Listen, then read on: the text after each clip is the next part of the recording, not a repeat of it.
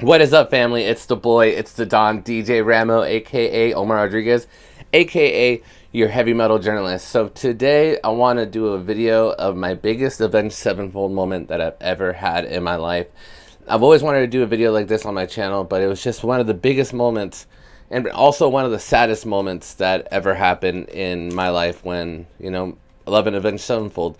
So when we grew up loving Avenged Sevenfold, me and all my friends, we're 35 now, we worshipped Avenged Sevenfold. We thought Avenged Sevenfold was one of the craziest bands to ever break through in the scene. We were all a bunch of metalcore kids. And when we were hearing Wake in the Fallen, when we were hearing City of Evil, for us, it was just one of the biggest moments in general and just in life. We loved Johnny Christ, we loved Zachy Vengeance, we loved Sinister Gates, we loved Jimmy the Rev Sullivan, and we loved M.shadows. We literally worshipped those guys. We wore the skinny jeans with the studded belts. We cut the sleeves off of every shirt. We were wearing aviators. We were wearing the bracelets. We were wanting to get tattoos. We were wanting to work out. We wanted to be Avenged Sevenfold in 2005. It was just a huge moment for us. And when I always talk to people, like when people used to talk about when they got into Metallica, back in the 80s, it was the way we talked about Avenged Sevenfold when we got into them into the 2000s. They were monumental to us. They weren't that much older than us. I think they're like 8 years older than us, 7 years older than us. And to us, it was just a really big deal seeing this band just come out of nowhere and literally take over the entire world. I mean, this band was one of the only bands to get on TRL, and they were playing like Eminem, like NSYNC, Britney Spears, like Nelly, you know what I mean, Cisco, Will Smith, and then all of a sudden to see Avenged Sevenfold get on that platform was insane. And also at that point, like no other metal bands were coming out doing all the crazy vocal structures they were doing, all the crazy shredding that Sinister Gates was doing, and also the biggest and one of the most vital points in that band, Jimmy the Rev Sullivan, just coming out and playing this insane drums, making it look so easy. He would go 0 to 100 real quick. He would, if a song needed certain structures of just calming down, he'd play it like precisely, and it would just penetrate on certain vocal sections and certain choruses. But then when he would go fast, it would be absolutely insane. So Avenged Sevenfold to us is just one of the most amazing and most incredible bands, and me and my friends still to this day love them, and Life is But a Dream was just a masterpiece. So now to my story. So we all know that December 28th, 2009 is when Jimmy the Rev Sullivan passed away. And here's the thing. This is the first death that really hit all of us right in the heart. I remember me and my friends, we all called each other. We all messaged each other, and we're just like, dude, is this really happening? Is this really happening? And, it shattered our hearts. This is the first time I ever legit cried for a musician's death, because like I said, we grew up worshiping these guys. We love these guys, every single song. We loved them to the point where they could release anything. They could release the hip hop album and we would have loved them to the death. You know what I mean? That's how much Avenged Sevenfold. We were getting tattoos of Avenged Sevenfold. We were just going all out. And when we found out Jimmy passed away, it hit our hearts so much. Like this band to us was like a family band to us. This band was like us losing a brother. It was us losing one of our heroes. So now to the Avenged Sevenfold story. So Avenged Sevenfold, they played Rockstar Mayhem in 2014, and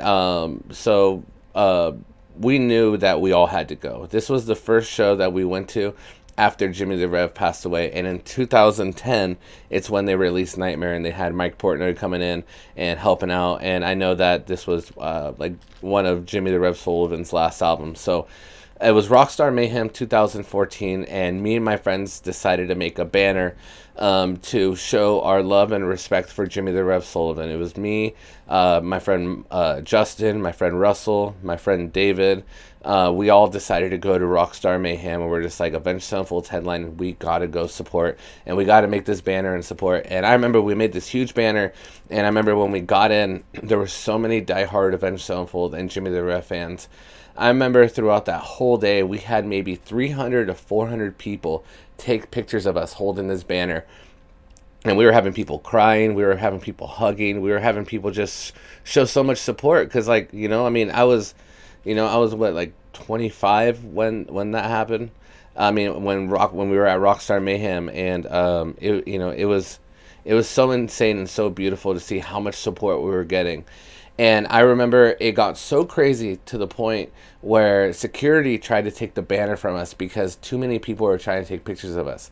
And I remember at that moment, Hell or High Water was performing, and their lead singer Brandon Soller, he was also the drummer, and now he's actually the singer of Atreyu. You know, he was just playing drums and backup singing for Atreyu, but now he's a full-time singer. But he was in a band called Hell or High Water at that point. And I remember I went up to the autograph booth before they were taking our sign, and I walked up to Brandon crying, bawling my eyes out. I gave him a hug. And I said, Brandon, they're trying to take our sign for Jimmy. We love Jimmy. We weren't here about pictures or anything. We were here to support Jimmy, and it was just insane to see the outpouring love and support for Jimmy the Rev Sullivan. So Brandon decided to tell security to back off and to let us keep our sign. So now to one of the craziest moments ever, because that was part one of the craziest moments. Part two was me and my friends. We all had lawn seats, right? Avenged Sevenfold was headlining. I believe it was the Sleep Train Amphitheater. It could have been that or Mountain View. We weren't. I'm not entirely sure, but I do believe it was Sleep Train in Marysville. So I remember me and my friends, we knew the set list from front to back. We were those people that would look up the set list. And we knew that right before they played So Far Away off their album Nightmare, which was a song to a tribute to Jimmy the Rev Sullivan, that we had to bombard security and we had to bombard and try to get to the front.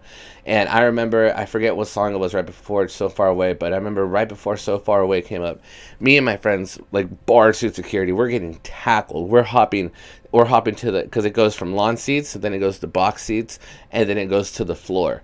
And I remember we made it right past the lawn and right almost to the pit. And I remember M.shadows. I love you so much, M.shadows. You pointed at us and you told us to hold that sign up.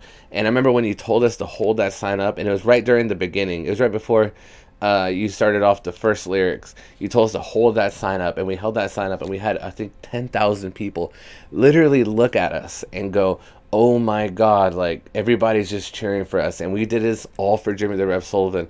And I remember security let us sit there the entire time at the box seats, and they didn't tell us to go back. And I remember that was just one of the most beautiful, incredible, magical moments, because we wanted to show our love for Jimmy the Rev Sullivan. We wanted to show how much he meant to us. And still to this day, that band means so much to us, and we love them from the bottom of our hearts. And it was just incredible.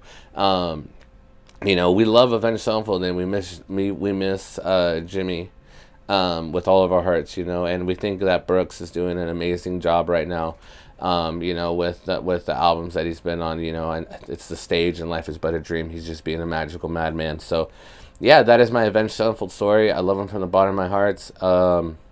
You know, I hope you enjoyed this. And also, if anybody from Avenged Sevenfold's watching, I hope you enjoyed this story. I love you guys from the bottom of my heart.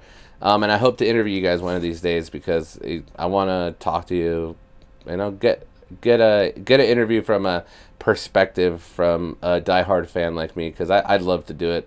And also, Matt, if you're watching this, thank you so much. Recently, Avenged Sevenfold watched one of my videos for reaction to Cosmic, and Matt was super awesome and sent me some autograph stuff. So I love you from the bottom of my heart, man. I love all of you guys, all your Avenged Sevenfold fans out there. If you guys have any stories, please comment them below. I would love to hear about them. I love you guys so much. Thank you so much for listening to my Avenged Sevenfold. Avenged Sevenfold for life. Avenged Sevenfold forever. I love you guys from the bottom of my heart. My name is Omar Rodriguez, DJ the Don Ramo, your heavy metal journalist here on the Metal Mixtape.